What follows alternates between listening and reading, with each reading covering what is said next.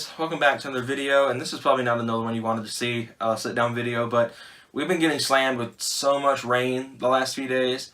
It's been really hard to go out and film a video.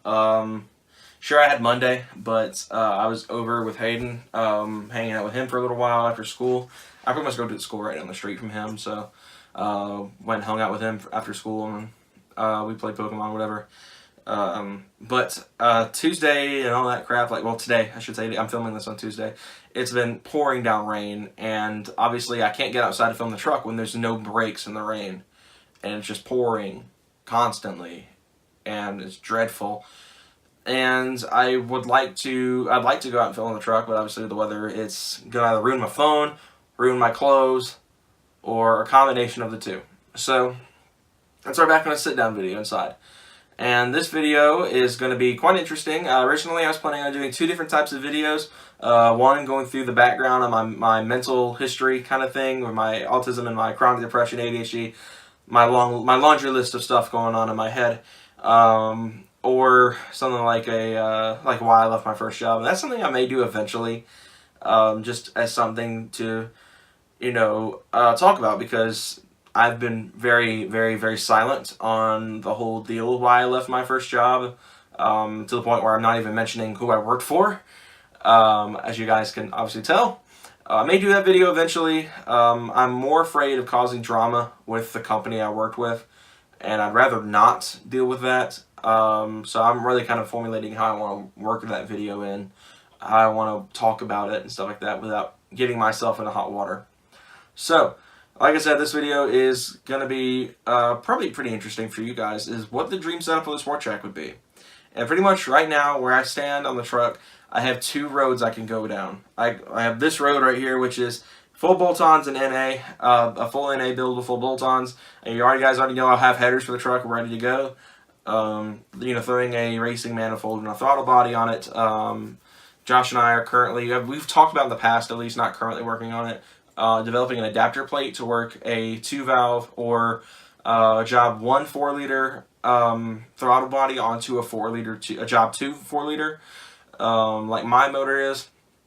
Because we tried installing it before, but we found the problem is that the job 2 uses a different size throttle body. Like the back plate is different versus the job 1 motor. So we are currently going to be talking, or not currently talking, but going to be probably trying to prototype design for that. Because like I said, I have like a, I forget what, a 76 or 86 millimeter throttle body in my garage meant for a job 1 or a 4.6 2-valve that we are going to try to put on the truck eventually. Like I said, it's going to be interesting to say the least, because I really want to get it done, but we're going to, like I said, we're going to have to work on adapter plates, and we're probably going to need gaskets for, both the job 2 and the job 1 to make it all work properly. So that's the plan right now. We're going to try to make it work. I got to talk with him on developing an adapter plate. Like I said, it should be really simple. It's just like a little slab of metal with the holes bolted, cut out for it. So anyway, as I was saying, the Sport Trac.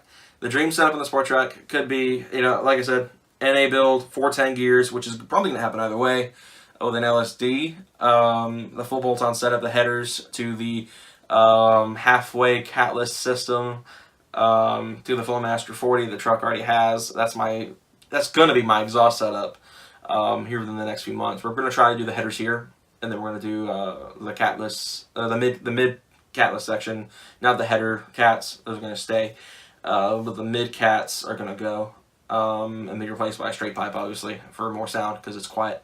410 gears, like I said, going with a intake manifold and a throttle body. So it's gonna be moderately powerful. I'm expecting probably about 315 to the crank, so about 285 to 275 to the tire, which is formidable enough, I'd say. It's great. I mean, it would work fine. I think it'd be plenty fun. I'm not really expecting it to kill any sort of crazy sports cars or anything by any means, but it'd be plenty of fun for me. But what about the other option? The other road I could go down is doing an M112 blower, because the mod box would be easy. The kit comes with everything, and all you gotta do is just source an M90, which is not hard. M90s are extremely common and very cheap. The the problem is they take a lot to produce more than 300 horsepower. You know, you have to really crank the boost up to about 7 to maybe even 9 pounds to start edging over 320 horsepower, which is okay for a supercharger setup on the trucks. But preferably, I'd like to pump a little bit more than that out. I'm thinking like 360. 360 to the tire, which would be close to 390 to 400 to the crank. And the way I would like to do that is through an M112. The Terminator Cobra M112 to be specific. The blower itself is between 375 to like $750 on eBay, depending on where you buy it from, who you buy it from, and the setup it's got. It's got hooked up to it, pulley size, whatever, the throttle body and plenum included, all that kind of stuff. And then the Tamarana intake kit. Obviously, I need a fuel pump. I can either go the mod box route with their fuel pump, or I can get the Holly kit that is available in Car ID for the Sport Trac, which honestly, from a reliability standpoint, would probably be the one I go with, because the mod box kit, the mod box pump is like $45, and I don't know how they perform at varying boost levels. I don't know if they can even handle 13, which is pretty much like the amount of boost max I'd run on the truck is 13 pounds. Probably through the M112, or maybe even a 2.3 Whipple down the road, because it is a direct bolt-on to the stock Terminator manifold. So theoretically, it would work. If it can hold a standard M112, it could hold a 2.3 Whipple, theoretically. Again, finding the 7-pound pulley those things came with was going to be difficult, because not a lot of people have them. A lot of people swap the pulley at this point to something bigger, like a 10 or a 12-pound pulley, 12 pounds of boost pulley.